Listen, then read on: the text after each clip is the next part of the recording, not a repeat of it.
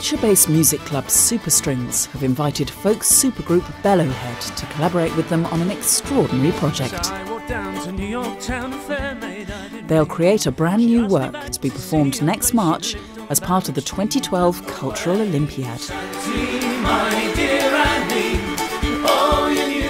Percussionist Pete Flood has already started working on the piece at his studio, deep in the heart of the Hampshire countryside. The brief was to write a suite inspired by the work of Alfred Williams, who's a folk song collector and a hammerman at the Swindon Railway Works. He wrote a lot about the landscape and the people of North Wiltshire. I borrowed a violin for this project from Paul Sartin, and I spent a lot of time learning the traditional tunes that Alfred Williams mentions, and just thinking about, you know, the minutiae of bowing and what you can do with a bow. I'm Izzy. Holly. Iona. I'm 8 and I'm 9 and 11 days. I've been with Superstrings about 5 years. I've been playing with violin for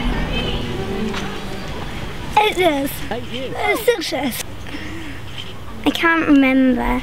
I didn't want to get biographical about it. What I was more interested in was the fact that he was a man who came from the most humble beginnings and had such a full life and kind of escaped all, you know, the wage slavery that was your lot if you were born into the kind of life he was. The Swindon Railway Works, where Alfred Williams spent most of his working life, is now the Swindon Steam Museum and will be the venue for the concert next March as part of a national weekend of music making organised by the BBC's Music Nation project and the 2012 Games Committee.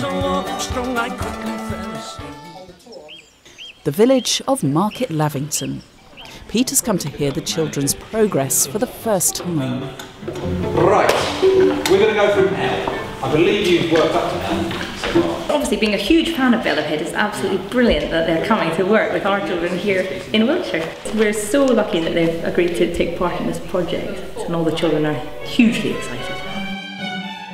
Pete's work, called Vici, written for both strings and folk instruments, is going to be a real challenge for the young players.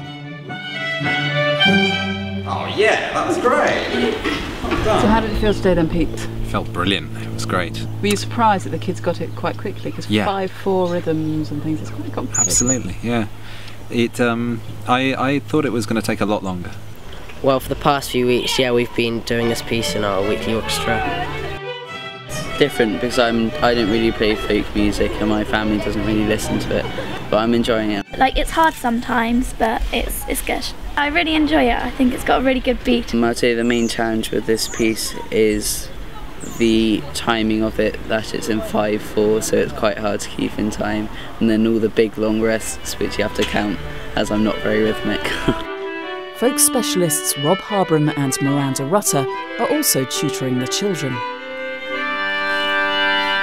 That's the enormous benefit of just being exposed to as many different things as a youngster, so that then you get to choose. If if you're not introduced to that thing that might inspire you, you'll never know. And just by throwing so many things at youngsters, you throw open all those doors to inspiration and to brilliance. It's highly important that children get a chance to learn an instrument.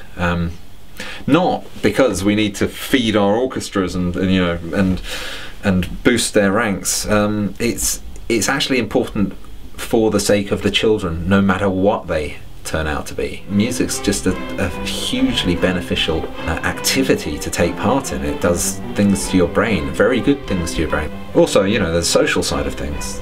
Having to play in an ensemble, having to get on with your peers and work together as a team. Very, very useful skill to learn. So it's great to see Superstrings bringing these children together and filling the gap that conventional education is not addressing.